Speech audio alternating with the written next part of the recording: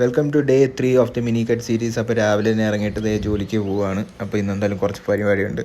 നേരെ ഹോസ്പിറ്റലിലോട്ട് ചെന്നപ്പോഴത്തേക്ക് അവിടെയും Christmas already പരിപാടിയും കാര്യങ്ങളൊക്കെ നടക്കുന്നുണ്ടായിരുന്നു. പിന്നെ ഒരുപാട് നാൾക്ക് ശേഷം ഇന്ന് ഭയങ്കര ചൂടായിരുന്നു ബാംഗ്ലൂർ. എനിക്ക് എന്തായാലും വെയിലത്തുനിന്ന് ഒരുപാട് നടക്കേണ്ടി വന്നു.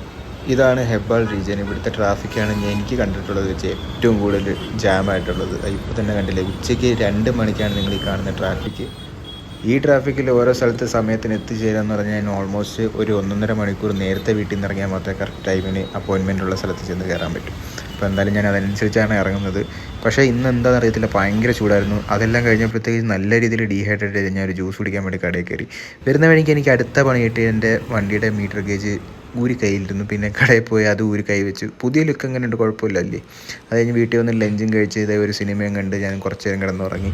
വൈകിട്ടായപ്പോഴത്തേക്ക് ജിമ്മിൽ പോകാമെന്ന് വിചാരിച്ചു. ജിമ്മിൽ പോയി ഇന്ന് ശരിക്കും പറഞ്ഞാൽ എൻ്റെ വീക്കെൻഡിലെ എല്ലാ വർക്കൗട്ട്സും കഴിഞ്ഞു. ഇന്ന് കുറച്ച് കാർഡിയോയും കുറച്ച് ആംസ് മാത്രമേ ഞാൻ ചെയ്തുള്ളൂ.